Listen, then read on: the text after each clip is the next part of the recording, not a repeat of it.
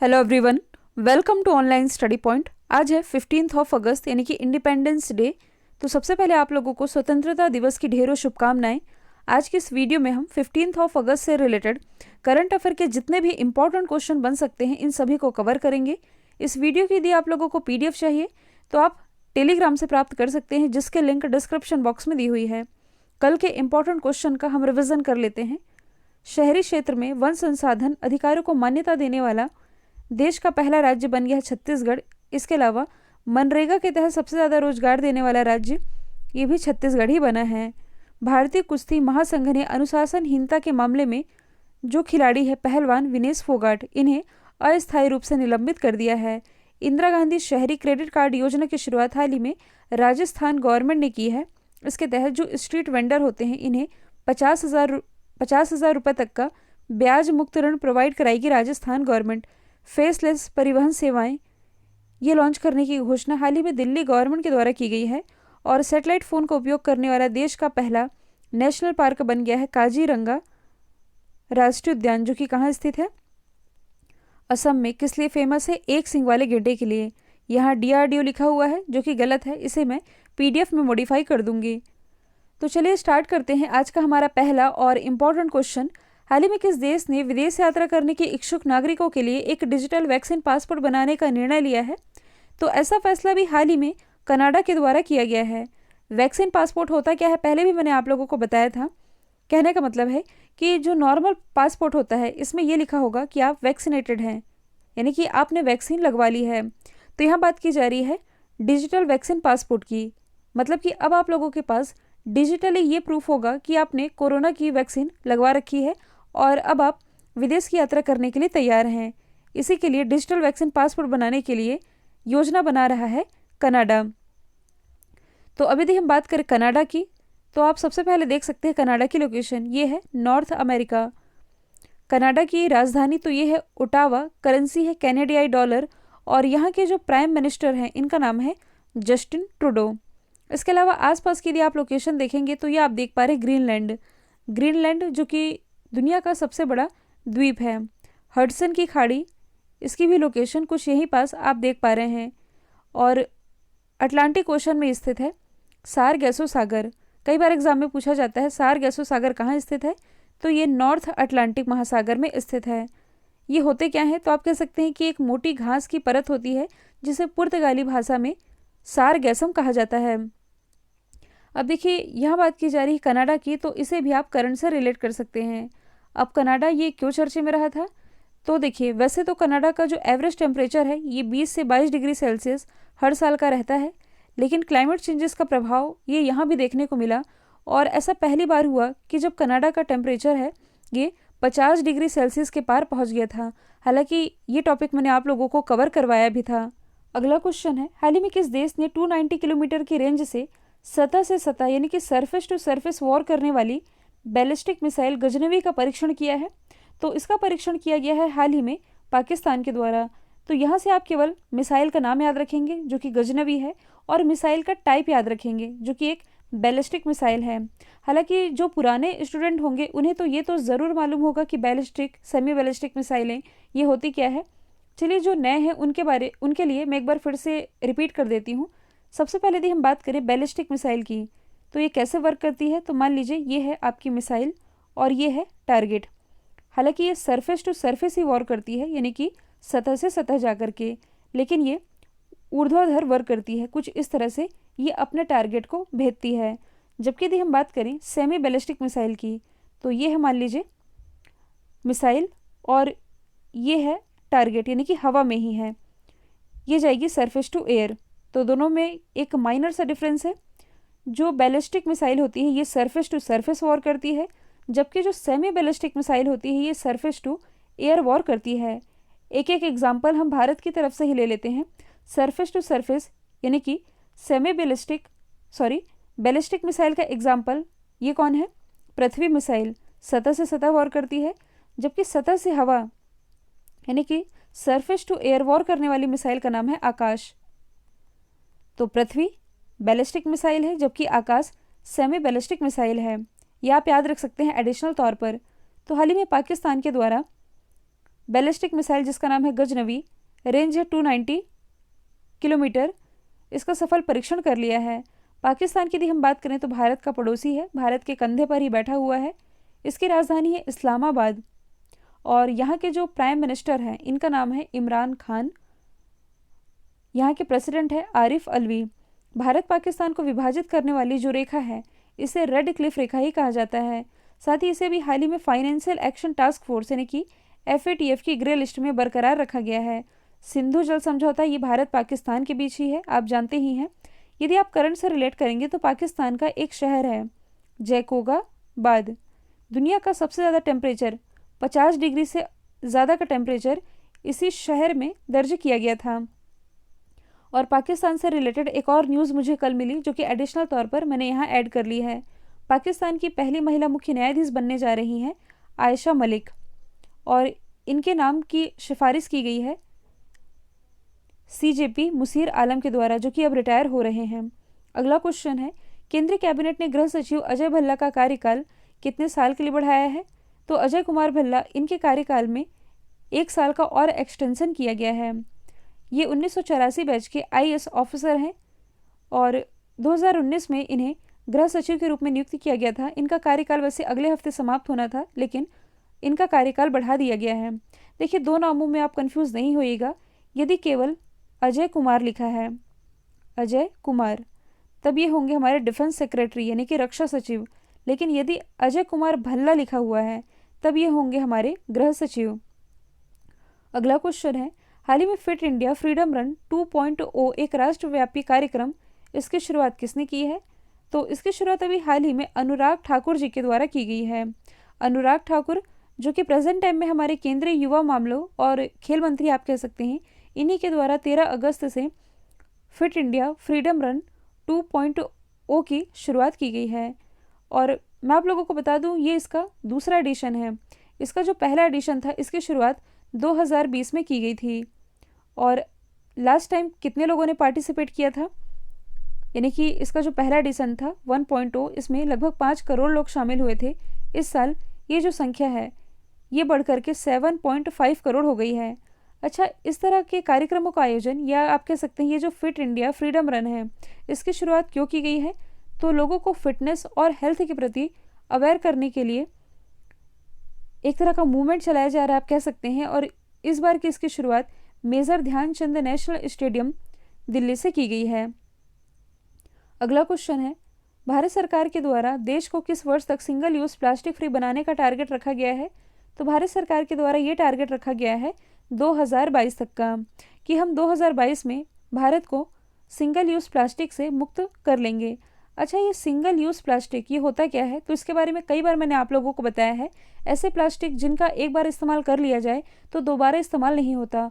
कई बार आप लोग मार्केट छोटी छोटी पॉलीथीन, या आप कह सकते हैं सब्जियां जिसमें भर कर देते हैं, जो डिस्पोजल हो गया जिसमें आप चाय वगैरह पीते हैं, स्ट्रॉ वगैरह हो गए, ये ऐसे प्लास्टिक होते हैं जिसका हमने एक बार तो इस्तेमाल किया लेकिन फिर इसे फेंक देते हैं, इसका कहीं भी इस्तेमाल नहीं होता। तो देखिए, ये जो पॉलीथीन होती हैं, वैसे इसका इस्तेमाल तो कर लिया जाता है लेकिन इसे विघटित होने में, यानी कि इसके अपघटन होने में हज़ारों वर्ष का समय लग जाता है, जो कि एनवायरनमेंट के लिए सही नहीं होता। इसलिए सरकार ने ये जो नया नियम निकाला है, यानी कि पर्यावरण मंत्रालय के अनुसार अब 30 सितंबर 2021 से, यानी कि इसी साल से 50 माइक्रोन की प्लास्टिक पूरी तरह से ये बंद कर दी जाएगी और इसकी जगह अब 120 माइक्रोन मोटाई के, जो कि 50 से थोड़ी ज़्यादा है, इन प्लास्टिक बैग्स का इस्तेमाल किया जाएगा। और इसके अलावा सिंगल यूज़ प्लास्टिक के जो भी प्रोडक्ट्स हैं इनका आयात कम किया जाएगा, स्टॉकिंग, वितरण, बिक्री और इसके उपयोग को पूरी तरह से बैन किया जाएगा। और इसके लिए टारगेट रखा गया है 2022 तक का, कि 2022 तक हम इसे कंट्रोल कर लेंगे। और कुछ समय पहले ही न्यूज़ आई थी, मैंने आप लोगों को बताया भी था, समुद्र में ये जो प्लास्टिक कचरा है इसकी अधिकता इतनी ज़्यादा हो गई है कि समुद्री जीवों को भी इससे खतरा हो रहा है।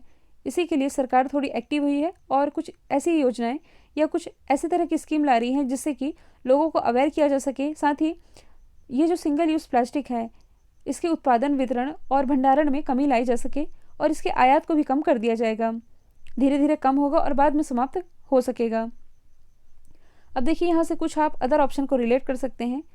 यदि हम बात करें वर्ष 2030 की, जो कि भारत के लिए इम्पॉर्टेंट है ही, क्योंकि जो हमारी इंडियन रेलवे है इसके द्वारा टारगेट रखा गया है कि 2030 तक हम इंडियन रेलवे को ज़ीरो कार्बन उत्सर्जन बना लेंगे। और एक और टारगेट है जो कि भारत ने 2030 के लिए डिसाइड किया है, इंटरनेशनल सोलर अलायंस, ये संधि तो आप लोगों को मालूम ही है। तो भारत ने ऐसा फैसला किया है कि 2030 तक हम अपनी कुल एनर्जी का 450 गीगावाट ये रीन्यूएबल एनर्जी से प्राप्त कर सकेंगे। इसके अलावा 2025 का टारगेट किस लिए रखा गया है, तो भारत ने स्वयं को टीबी मुक्त करने का जो टारगेट है ये रखा है 2025 तक का। तो ये आप याद रखेंगे। अगला क्वेश्चन है, हाल ही में भारत के 69वें ग्रैंड मास्टर यानी कि 69th ग्रैंड मास्टर जो कि शतरंज से रिलेटेड है, ये कौन बने हैं, तो ये भी हाल ही में बन गए हैं हर्षित राजा, जिनकी इमेज आप देख पा रहे हैं। और हर्षित राजा, इनकी उम्र है 20 साल, 69वें ग्रैंड मास्टर बने हैं। ग्रैंड मास्टर का खिताब ये शतरंज में दिया जाता है, आप लोगों को मालूम ही है, फाइड यानी कि इंटरनेशनल चेस फेडरेशन के द्वारा। आप लोगों को ये भी मालूम होना चाहिए कि भारत के पहले ग्रैंड मास्टर कौन थे, विश्वनाथन आनंद। 1988 में ये भारत के पहले ग्रैंड मास्टर बने थे। साथ ही राजीव गांधी खेल रत्न पुरस्कार के पहले विजेता ये भी विश्वनाथन आनंद ही थे। तो सबसे पहले यदि हम बात करें फाइड की, इंटरनेशनल चेस फेडरेशन आप जिसे कह सकते हैं, 1924 में स्थापना हुई। हेडक्वार्टर लॉजन स्विट्जरलैंड में है। अध्यक्ष हैं आर्कडी डवोरकोविच। अदर ऑप्शन की यदि हम बात करें जो कि चर्चे में रहे हैं, देखिए हर्षित राजा ये बने हैं 69वें ग्रैंड मास्टर। इसके पहले यानी कि 68वें ग्रैंड मास्टर बने थे तमिलनाडु के लियोन मेंडोका। मैं आप लोगों को बता दूं कि भारत में सबसे ज़्यादा चेस ग्रैंड मास्टर ये तमिलनाडु से ही हैं। इसके बाद 67वें यानी कि 67, 68 और 69 तीनों का सिक्वेंस ये है। 67th बने थे लियोन मेंडोका, गोवा से बिलोंग करते हैं। एक नाम अभी चर्चे में रहा था अभिमन्यु मिश्रा का, भारतीय मूल के हैं और ये भी हाल ही में दुनिया के सबसे कम उम्र के ग्रैंड मास्टर बन गए हैं। 12 साल इनकी उम्र है। फिलहाल ये अमेरिका में रहते हैं।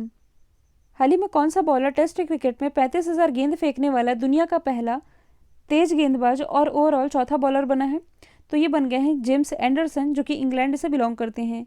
देखिए चौथे बॉलर बने हैं, तो इनसे पहले तीन कौन हैं, श्रीलंका के मुथैया मुरलीधरन, भारत के अनिल कुंबले और ऑस्ट्रेलिया के शेन वॉर्न।